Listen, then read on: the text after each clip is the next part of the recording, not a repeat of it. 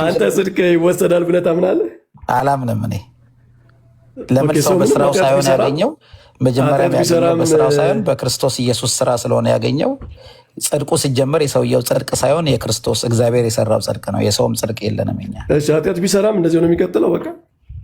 አዎ የሰውየው ጽድቅ ሳይሆን የእግዚአብሔር ጽድቅ ነው። ግን እግዚአብሔር ያጸደቀው ሰው የእግዚአብሔር ልጅ ስለሆነና በመንፈስ ቅዱስ ስለታተመ መንፈስ ቅዱስ በውስጡ ስለሞላ በጽድቅ ይኖራል። እግዚአብሔርም በመንገዱ ይመራዋል።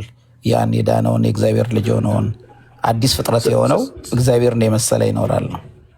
ስለዚህ አሁን ያንተን እምነት ለመቀበል በቃ ካልቪኒስት መሆን ያስፈልጋል። የሰው ልጅ ቀድሞ የተወሰነ ነው። ካልቪኒስት ነው በነገራችን አላወቁትም እንዴ? በቃ የካልቪኒዝም የፕሪደስቲኔሽን እና ሰው በቃ ለድነት የተመረጠ ሰው አይጠፋም የሚለውን ትምህርት መቀበል። ስለዚህ ይህንን የአንገሊካኖችን የፕራየር ቡክ አትቀበልም ማለት ነው አንተ? እኔ መምህር በካልቪኒስት እኔ በመጽሐፍ ቅዱስ ነው ማምነው። እንግዲህ መጽሐፍ ቅዱስ ካልቪን ከሆነ በመጽሐፍ ቅዱስ ለምን አናወራ? መጀመሪያ ጸደቀ አንድ ሰው። ስለዚህ ኃጢአት ሲሰራ ጽድቁ ይጠፋል አይጠፋም? ኃጢአት ሲሰራ ኃጢአት ሰርተህ ከቀረ ይጠፋል። ያ ከዛ በኋላ እንደገና በንስሐ ሲመለስ አይጠፋም። ንስሐ ከገባህ ግን አይጠፋም። ስለዚህ ንስሐ መግባት ለምሳሌ አንድ ሰው ኃጢአት ሰራ። ቆይ መምህር፣ ስለዚህ ንስሐ መግባትህ ለጽድቅ ይሆናል ማለት ነው።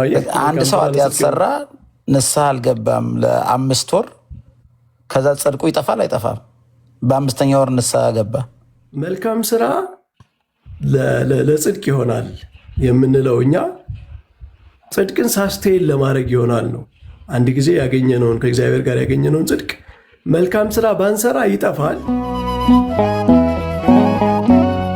ጀስቲፊኬሽን ቅድም ያሉት ጽድቅ መጨረሻ ላይ የሚመጣ ነገር ነው እንጂ መጀመሪያ ላይ አይደለም ሲሉ ሰማሁ ልበል መምህር? እርግጠኛ ጀስቲፊኬሽን ኢኒሻል ጀስቲፊኬሽን አለ፣ ፋይናል አለ።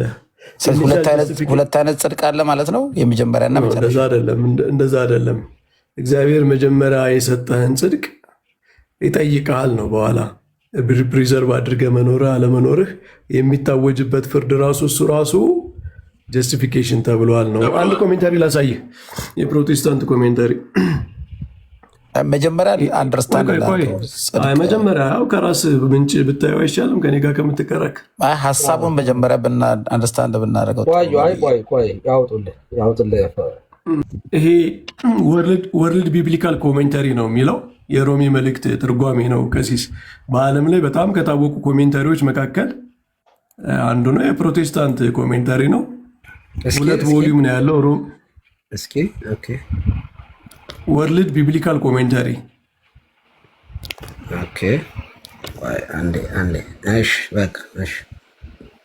እና 2 ቮሊዩም ነው ያለው። አንደኛው ቮሊዩም ከምዕራፍ 1 እስከ 8 ነው። ሁለተኛው ከ8 እስከ መጨረሻው ነው። እና ጸሐፊው በጣም የታወቀ ጄምስ ደን የሚባል የኒው ቴስታመንት ስኮላር ነው። በሮሜ መልእክት በቅዱስ ጳውሎስ ላይ በጣም ብዙ ጥናት የሰራ በጣም ሪስፔክትድ የሆነ እንትን ስኮላር ነው በዓለም ላይ ማለት ነው፣ በፕሮቴስታንቱ ዓለም ማለት ነው።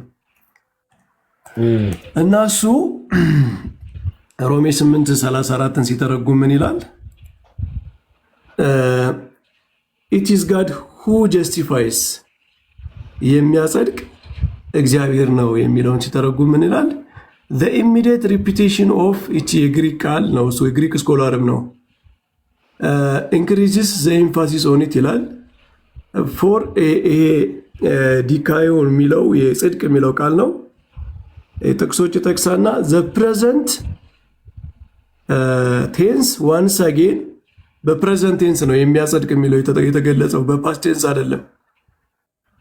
once again reminding us that God's justifying action is not a once for all event at conversion or whenever ማለት ነው። በኮንቨርዥን ሰዓት ወይም በሆነ ሰዓት ላይ ብቻ አንድ ጊዜ የሚጠናቀቅ አንድ ጊዜ ተደርጎ ለሁል ጊዜ የሚሆን ነገር አይደለም። የሚያመለክተው ፕሬዘንት ቴንሱ ራሱ ይላል ኮንቲኒየስ የሆነ አክሽን እንደሆነ ነው ይልና but an ongoing sustaining and with the thought so clearly on the final judgment. The idea of Dikaon as God's final vindication and acquittal ኢዝ ሰርቴንሊ ፕሬዘንት ኮንቲኒየስ የሆነ አስፔክት ብቻ ሳይሆን እግዚአብሔር በመጨረሻ ጊዜ በመጨረሻ ፍርድ ጊዜ የሚያደርገውን ፍርድ ራሱ ቪንዲኬሽን ማለት አንተ ነፃ ነህ፣ አንተ ጻድቅ ነህ ብሎ የሚያውጀውን አዋጅ የሚያመለክት ነው። የሚያጸድቅ እግዚአብሔር ነው የሚለው በፕሬዘንቴንስ የተገለጠበት ምክንያት ጽድቅ አንድ ጊዜ የሚጠናቀቅ የሆነች ሞመንት ላይ የሚያልቅ ነገር አለመሆኑን ያሳያል ነው የፕሮቴስታንት ስኮላ። እሺ ይሰማል። ኢሌክታ የሀሳቡን ማየት ያስፈልጋል። ያው የጸደቀ ሰው አንዴ ብንጸድቅም ጻድቅ ነን። አሁን የኢፌክቱ የሚቀጥል እስከ መጨረሻ ድረስ እስከ ክርስቶስ ኢየሱስ መምጫ እስከ ጌታ ቀን እስከ ፍርድ ቀን የሚቀጥል ነው የሚል ነው።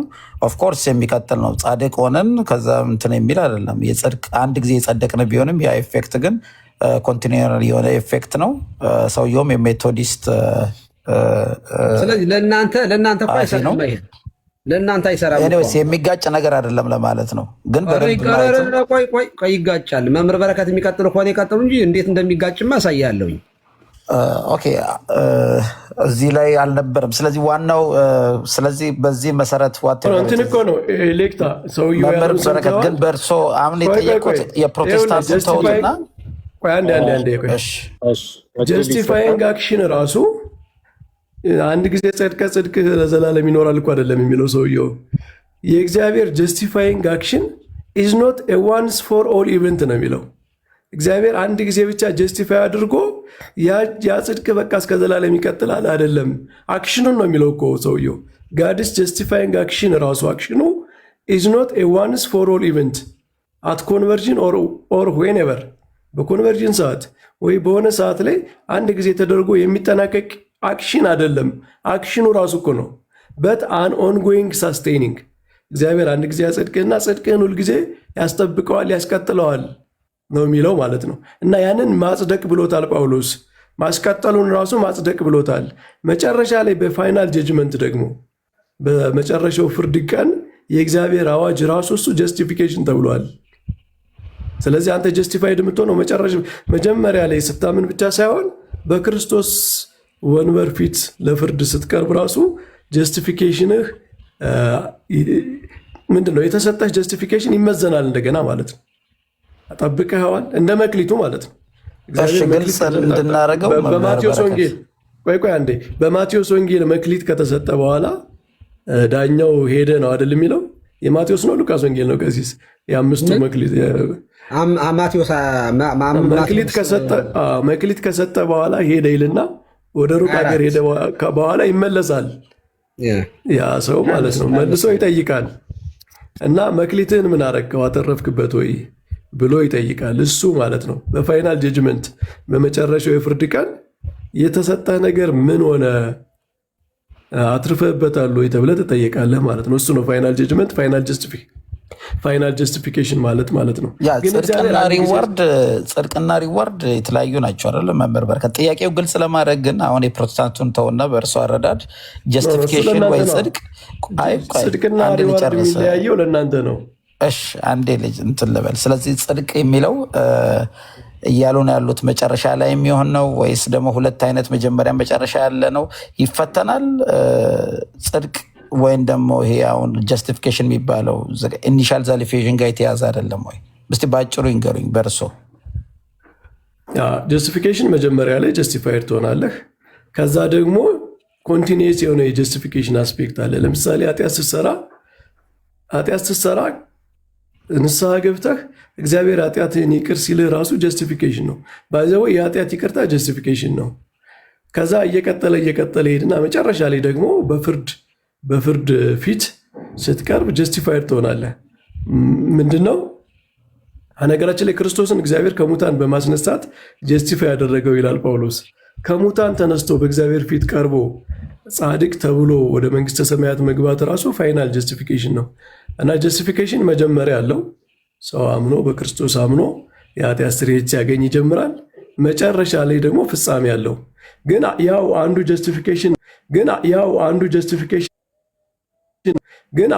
አንዱ ጀስቲፊኬሽን ግን ያው አንዱ ጀስቲፊኬሽን አይደለም።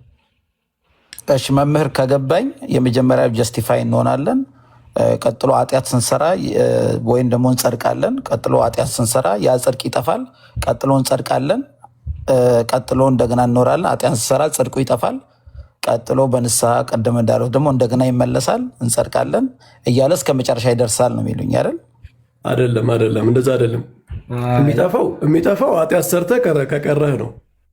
ኃጢአት ሰርተህ ንስሐ ሳትገባ ከቀረህ ነው። ኃጢአት ሰርተህ ንስሐ ስትገባ ግን እግዚአብሔር ያንን ጽድቅህን ሳስቴን ያደርግልሃል፣ ያስቀጥልልሃል። ስለዚህ ንስሐ መግባት ለጽድቅ ይሆናል ማለት ነው። አየህ፣ ያ መጀመሪያ ጸደቀ አንድ ሰው። ስለዚህ ኃጢአት ሲሰራ ጽድቁ ይጠፋል አይጠፋም? ኃጢአት ሰርተህ ከቀረ ይጠፋል። ያ ከዛ በኋላ እንደገና በንስሐ ሲመለስ ግን አይጠፋም።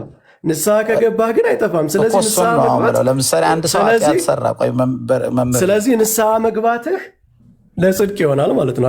አንድ ሰው ኃጢአት ሰራ፣ ንስሐ አልገባም ለ5 ወር፣ ከዛ ጽድቁ ይጠፋል አይጠፋም? በ5ኛ ወር ንስሐ ገባ፣ ወደ ኃጢአት ይቀየራል። ኃጢአት እኮ ነው። አይ ቆይ አንድ ጊዜ ቄስ መምህር በረከት በደንብ ሀሳባቸውን ለማግኘት ፈልጌ ነው። ቆይ መጀመሪያ ሀሳቤን ክሊር አድርጌ ላስቀምጥ እና ትጠይቀኛለህ። መልካም ስራ ለጽድቅ ይሆናል ሲባል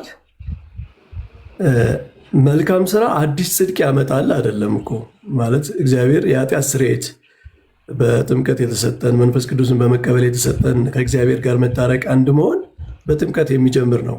መልካም ስራ ለጽድቅ ይሆናል የምንለው እኛ ጽድቅን ሳስቴን ለማድረግ ይሆናል ነው።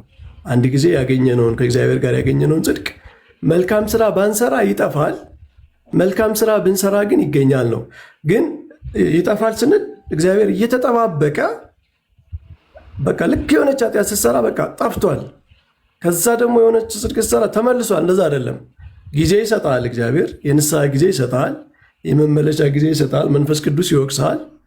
መንፈስ ቅዱስ እየወቀሰህ የንስሐ ጊዜ ተሰጥቶህ በዛ መሰረት ንስሐ ካልገባህ ይጠፋል። ንስሐ ከገባህ ግን እግዚአብሔር ሳያጠፋ ነው የሚጠብቅህ። ግልጽ ነው። ሳያጠፋ ነው የሚጠብቅህ። አጥፍቶ በኋላ ይመልስልሃል ሳይሆን የንስሐ ጊዜህን መንፈስ ቅዱስ ወቀሳ እስካለ ድረስ የንስሐ ጊዜ እስከተሰጠ ጊዜ ድረስ ለንስሐ መልስ እግዚአብሔር ልብን ይመረምራል። እንግዲህ የሰው ልብ ለንስሐ ያለውን ቦታ ማለት ነው። እና በንስሐ ውስጥ ያለን መልስ ለመስጠት የተዘጋጀ ሁነ ካለህ ይጠብቅልሃል። ግን ተወቅሰህ መንፈስ ቅዱስ ወቅሶህ የንስሐ ጊዜ ተሰጥቶህ ከሆነ እግዚአብሔር ባወቀው ጊዜ እግዚአብሔር ነው ዳኛው፣ በአንተ ላይ ያለው ጸጋ ይነሳል፣ ጽድቅህን ታጣለህ ማለት ነው። ስለዚህ እግዚአብሔር የሚጠብቅህ አንስቶ አይደለም፣ አንስቶ ሳይሆን እየወቀሰ ነው የሚጠብቅህ ማለት ነው። ግን ወቀሰውን እምቢ ካልክ ታጣለህ። በደንብ አሁን እየገባኝ ነው። አሁን አትሊስት 60% እየገባኝ። ስለዚህ የመጀመሪያ እግዚአብሔር ያጸድቀናል። ነገር ግን ኃጢአት ብንሰራም በኃጢአት ውስጥ ብንኖርም ጽድቁ አይጠፋም፣ የወቀሳው ይቀጥላል። ንስሐ ሳትገባ አይደል? ከተሳሳት ቆይ ያርሙኛል። እግዚአብሔር ባወቀ በኃጢአት እየተሰራ እየተወቀስክ ንስሐ ባትገባ እግዚአብሔር ጽድቁ አይጠፋም፣ ሳይጠፋ ይጠብቀሃል። ከቆየህ ይነሳል ነው። እንግዲህ ያም የሆነው ሲሞት ነው ወይስ ዘፋይናል ጀጅመንት ላይ ነው? ንስሐ ሳትገባ ከሞትክ ነው ማለት ነው። እሱ እግዚአብሔር ነው የሚያውቀው፣ እኛ አናውቀውም። የሰው ጸጋ መቼ እንደሚወሰደው እግዚአብሔር ጸጋውን መቼ እንደሚያነሳ እግዚአብሔር ነው የሚያውቀው። በዚህ ሰዓት ብለን አንናገር። ቆይቶ መጨረሻ ላይም ንስሐ ከገባ ብዬ ነው። ድንገት አይነሳም ስላሉ እግዚአብሔር በሰው ላይ ያሳደረው መንፈስ በምን ሞመንት ነው የሚያነሳው የሚለው እግዚአብሔር ነው የሚያውቀው። ለንስሐ የሚሰጠውን እድሜ፣ ለንስሐ የሚሰጠውን ጊዜ እግዚአብሔር ነው የሚያውቀው። ማለት እስከ እድሜው መጨረሻ ድረስ የእግዚአብሔር ጸጋ የሚጠብቀው ሰው አለ። እግዚአብሔር ባወቀ ደግሞ በቃ የማይመለስ የሆነ ቀድሞ የሚወሰድበትም ይኖራል። በዚህ በዲቫይን ጀጅመንት ውስጥ እኛ አንገባ። በጣም ቆንጆ። ግን በአጠቃላይ በኃጢአት ውስጥ ጻድቅ ሆኖ ይቆያል የሚለውን ተስማምተናል ማለት ነው። ንስሐ የማይመለስ ከሆነ ያነሳል። ጻድቅ ሆኖ የሚጠብቀው ንስሐ ነው እስከሚመለስ። እግዚአብሔር የሚሰጠው ጊዜ አለ፣ እድል አለ። እግዚአብሔር ቸር አምላክ ስለሆነ በሆነች ነገር በደል በበደልክ ሞመንት ተጠባብቆ አንተን ያጸጋ አራቁቶ በቃ ኢሚዲየት አይደለም። የእግዚአብሔር ፍርድ ትዕግስት አለበት። ቅዱስ ጳውሎስ የሚታገሳችሁ የሚለው የእግዚአብሔር ትዕግስቱ ብዙ ነው፣ ቸርነቱ ብዙ ነው። የንስሐ ዕድል ጊዜ ይሰጣል። እሱን እናምናለን። ከዛ ውጭ ግን ለዛ መልስ ካልሰጠህ እግዚአብሔር ባወቀ ይወስድብሃል ማለት ነው። ያ ሰው እየሞተም ያው አልጋው ላይ ሆኖ ንስሐ ሊገባ ይችላል በህይወት እስካለ ድረስ ብዬ ነው። ስለዚህ በኃጢአት ምክንያት ኃጢአት ሲሰራ በሚሞት ሰዓትም እኮ ንስሐ እንደሚገባ እግዚአብሔር ካወቀ እስከዛ ይጠብቀዋል ማለት ነው። በጣም ቆንጆ። ስለዚህ ኃጢአት ሲሰራ የሆነ ነገር ሲያደርግ ጽድቅ ይጠፋል የሚባለው ወይም ደግሞ በንስሐ ሲመለስ ይመለስለታል የሚባለው ልክ አይደለም ማለት ነው። እዚህ ላይ ጥሩ ተስማምተናል። አንዴ አንተ አሁን እያወራህ ያለው ፐርሰቨራንስ ኦፍ ዘ ሴንትንስ ያችን ለማጽደቅ ነው የምትሯሯጠው። ግን በዚያ ኮንቴክስት አለ መስታችሁ ይመለሱልህ። በነገራችን ላይ እኔ እኮ ጽድቅ አይጠፋም አላልኩም። እሱ እየተረዳው ያለ በዚያ መንገድ ነው። እንደዛ ነው እንደሱ እያሰበ ያለ። አዎ የቅዱሳን የንስሐ ጊዜ ይሰጣል ነው እንጂ ያልኩት የማይመለስ ከሆነ መጨረሻ ላይ አይደል እንጂ ኃጢአት ስለሰራ በኃጢአት ውስጥ ስለሆነ መንፈስ ቅዱስ ይወቅሰዋል። አንተ እንደዛ ነው የምታምነው? ሌክተ እኔ ይሄኛውን ግልጽ እናድርገውና ያንተን እንወቅ። እሺ ጠይቁኝ። እሺ መምህር፣ ምክንያቱም አንተ ጽድቅ ይወሰዳል ብለህ ታምናለህ? አላምንም። እኔ ለምን ሰው በስራው ሳይሆን ያገኘው መጀመሪያ ያገኘው በስራው ሳይሆን በክርስቶስ ኢየሱስ ስራ ስለሆነ ያገኘው። ጽድቁ ሲጀመር የሰውየው ጽድቅ ሳይሆን የክርስቶስ እግዚአብሔር የሰራው ጽድቅ ነው። የሰውም ጽድቅ የለንም እኛ። እሺ ኃጢአት ቢሰራም እንደዚህ ነው የሚቀጥለው በቃ። የሰውየው ጽድቅ ሳይሆን የእግዚአብሔር ጽድቅ ነው። ግን እግዚአብሔር ያጸደቀው ሰው የእግዚአብሔር ልጅ ስለሆነና በመንፈስ ቅዱስ ስለታተመ መንፈስ ቅዱስ በውስጡ ስለሞላ በጽድቅ ይኖራል። እግዚአብሔርም በመንገዱ ይመራዋል። ያን የዳነውን የእግዚአብሔር ልጅ የሆነውን አዲስ ፍጥረት የሆነው እግዚአብሔርን የመሰለ ይኖራል ነው። ስለዚህ አሁን ያንተን እምነት ለመቀበል በቃ ካልቪኒስት መሆን ያስፈልጋል። የሰው ልጅ ቀድሞ የተወሰነ ነው። ካልቪኒስት ነው በነገራችን አላወቁትም እንዴ?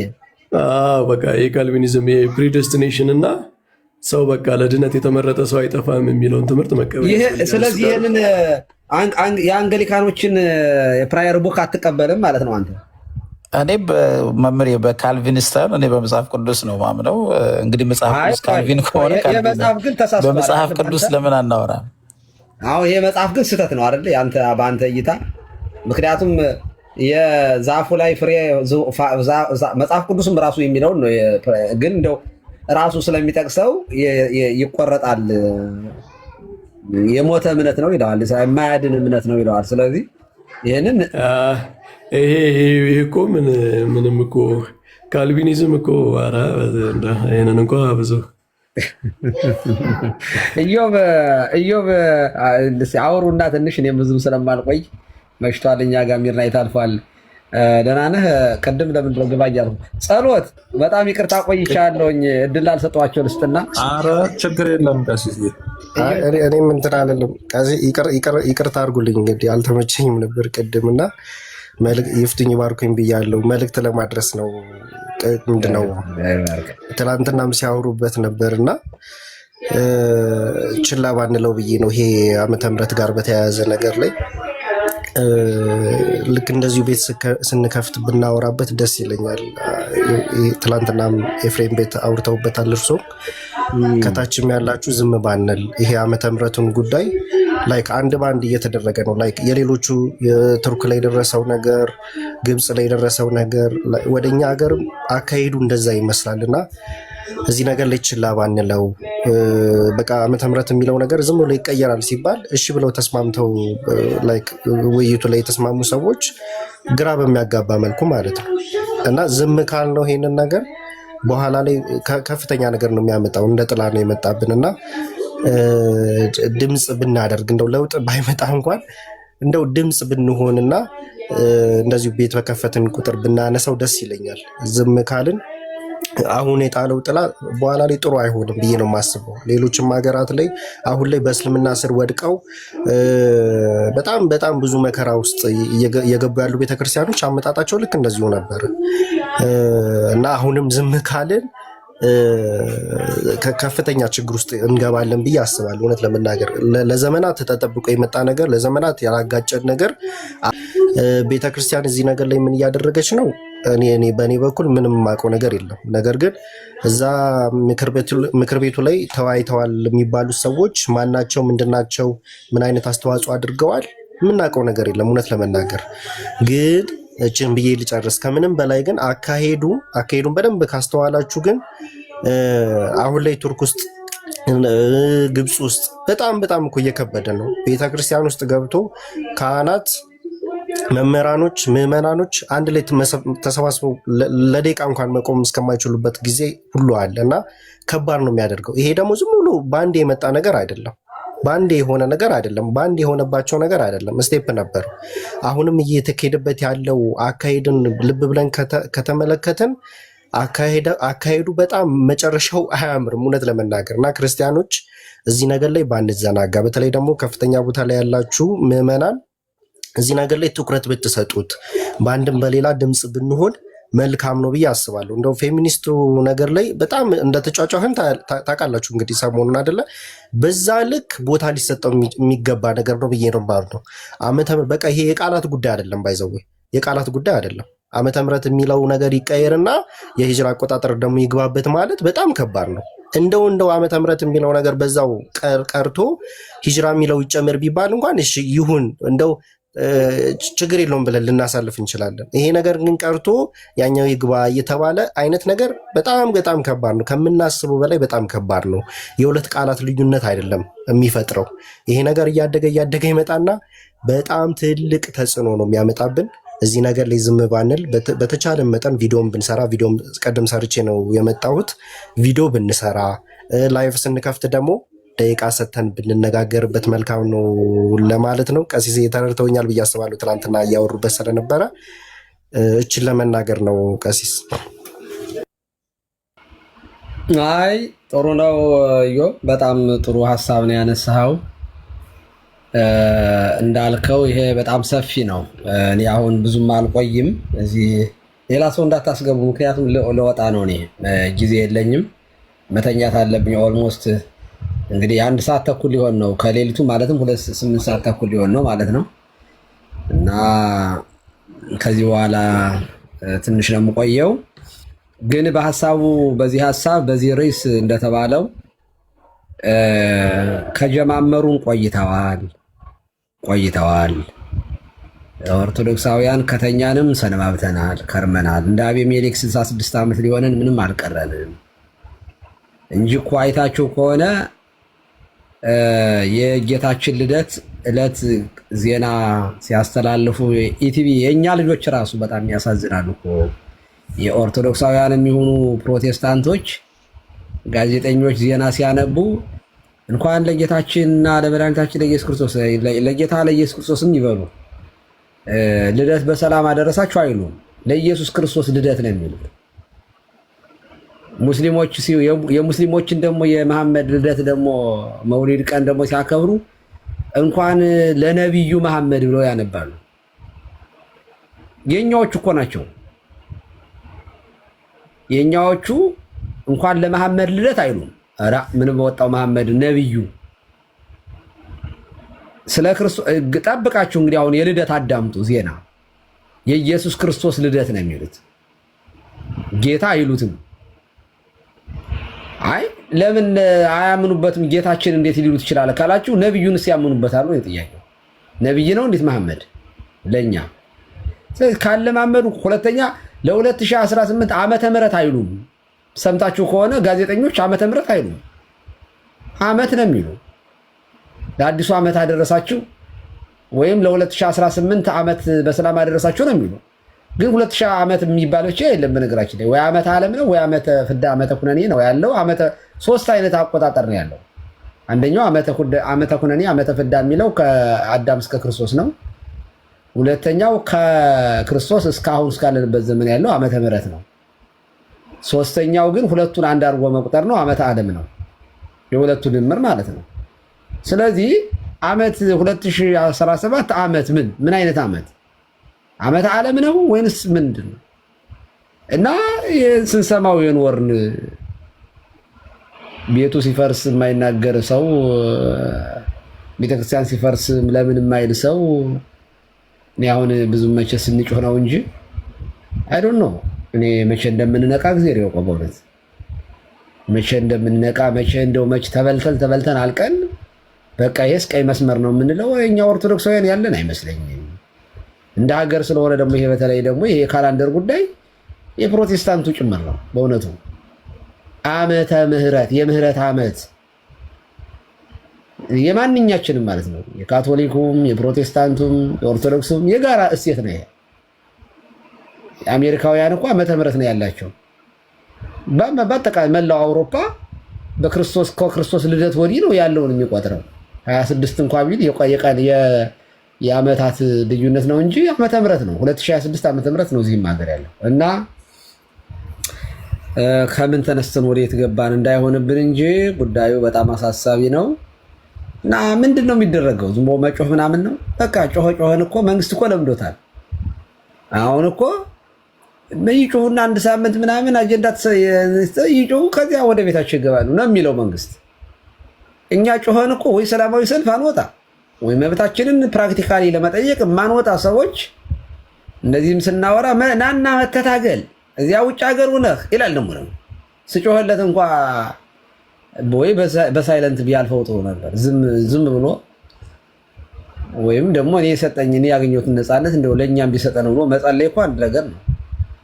ግን እኔ የህሊና የሞራል ጉዳይ አስጨንቆኝ ስጮህ የቄስ ፖለቲከኛ ይሄ ምናምን ይላል እና እኔ አይ ዶንት ቲንክ ሶ። እዮባ አሁን አንተ የምትለው ነገር ለማን ነው እንደዚያ የሚባለው? ለማን ነው? ማን እንዲሰራልን ነው? አይመዲና አንተ የዓመተ ምህረት ቀይርልን ዓርብንም ጠይቀዋል አይደል? የረፍት ቀን ዓርብ ይሁን። ይገርማል እንዴ ክርስቲያን በአገሩ እንዳይኖር እሱ እንደውም ተወስኗል። ቀሲስ የዓርቡ እንደውም ከ5 ሰዓት እስከ 8 ሰዓት የሚለውም ተወስኗል። እሱ እንደው እኔ ያን ያህል እንደው አያጣላም ብለን መያዝ እንችላለን። የኛው ግን ትንሽ ይከብዳል። ብቻ ቀሲስ እኔ አንድ ሰው የሆነ ዶክሜንት አሳየኝና የእኛ ቤተክርስቲያን ደግሞ ያቀረበችው ተብሎ በጣም ነው የሚያስቀው። እሺ ኧረ ያጋሩን። የሃይማኖት መቻቻል እንዲኖር ምናምን የሚለው የፖለቲከኛ ቃላት ናቸው ውስጥ ያሉት ማለት ነው። እና ለሁሉም የሚሰራ ማለት ነው። ማንም ሰው የሚለው አይነት እንደዛ ነው። እና ምንም የኢትዮጵያ ቤተክርስቲያን ኬዝ የላትም። ለምሳሌ በታሪክ ብዙ ናሬሽኖች አሉ ከኢትዮጵያ ቤተክርስቲያን ጋር እየተቀላቀሉ የሚነገሩ፣ እነሱ በህግ እንዲታገዱ፣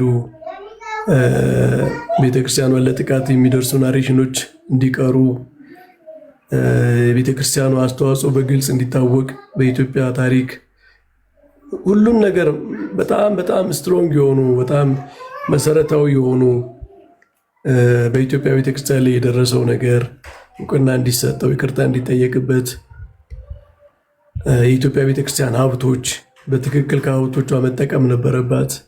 ከሀብቶቿ እየተጠቀሙ ቤተክርስቲያኗን የሚሳደቡ ሰዎች አሉ። በቱሪዝም በተለያየ መንገድ ለኢትዮጵያ የምታስገባው ነገር ተገቢውን ድርሻ እንድታገኝ በጣም ብዙ ስትሮንግ የሆኑ በጣም ጠንካራ የሆኑ ነገሮች በእውነቱ ምንም በቃ እዚህ ግባ የማይባሉ ነገሮች ናቸው እዛ ውስጥ የቀረቡት ማለት ነው። እነሱ ግን በተቃራኒ አሁን እኮ የሰማነው እኮ ዲስከስ የተደረጉ ናቸው እንጂ በጣም ብዙ ሌላ ጆሮ ጭው የሚያደርጉ ነገሮች ሁሉ አሉ ማለት ነው። እና ግን አሁን እኔ መፍትሄው ህዝቡ ምናምን ይጮሃል፣ እሺ የሆነ ነገር ያደርጋል፣ ቀሲስ እንዳሉት ይናገራል። ግን የሚወስኑት አዳራሽ ውስጥ ያሉ ሰዎች ናቸው። አዳራሽ ውስጥ ያሉ ሰዎች ደግሞ በውጭ ባለ ጩኸት አይደለም የሚወስኑት፣ በራሳቸው ዓላማ ነው፣ ኢንተረስታቸውን ነው የሚያዩትና